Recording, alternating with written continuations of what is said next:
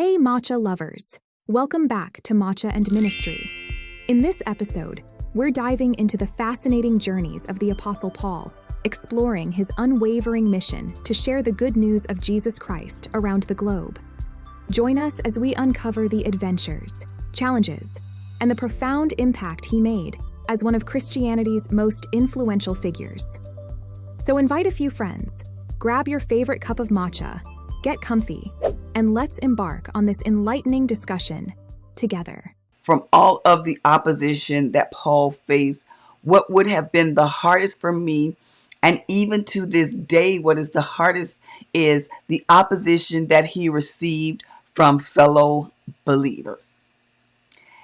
It's easier to get, and more, not just easier, but we expect opposition from those that don't name the name of Christ, that don't consider themselves to be born again believers. But it is difficult when the pushback that you get, when the opposition that you get, when the fierce anger and jealousy that you get come from fellow believers. When we were going through the lesson, they were talking about how Paul was going into the synagogues. Every time he went into a city, the first place that he went was to a synagogue to begin to teach people about Jesus.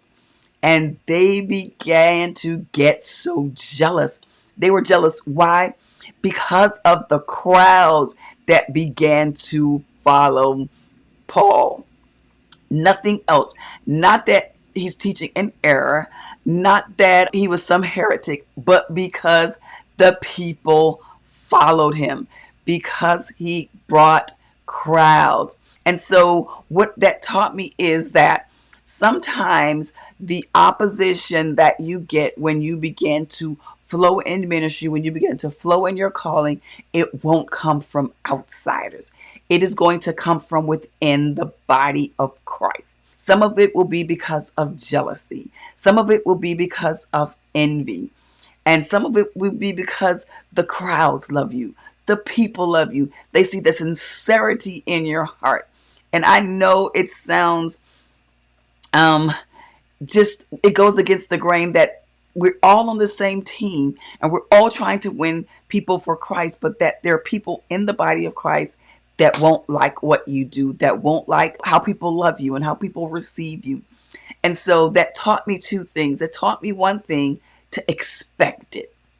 If they treated Paul like this, they're going to treat you like this. Gird yourself up to be disliked. Gird yourself up to be mocked. Gird yourself up in prayer to receive opposition from within the body of Christ. So prepare yourself for it, because it is going to happen. And so don't think it's strange when the people that come against you name the name of Christ. So number one is to prepare for it. And the second thing that I want you to be thinking about after you prepare for it is to respond and to react in love. It is easy when people are attacking you to fight back. It is easy to return blow for blow, word for word, and to get into the fight with them. But our response should be one of love. And I know you're saying, wait a minute, Cheryl, what do you mean? I have to be nice. I have to be kind. When I say respond in love, what I'm saying is don't render evil for evil. Don't go tit for tat with someone who is coming against you. Pray that God would open their hearts, that he would open their eyes, and that they would see we're on the same team. We are trying to win souls for Christ. So we won't get into, like in Paul's day, we won't get into the battle of some are of Paul and some are of Apollos. So we're getting into factions. I like this preacher. I'm with this preacher. And so because my pastor is so-and-so, then that means we're against your church, or my church organization is such and such. That means we don't like this church organization. Y'all, we're all on the same team.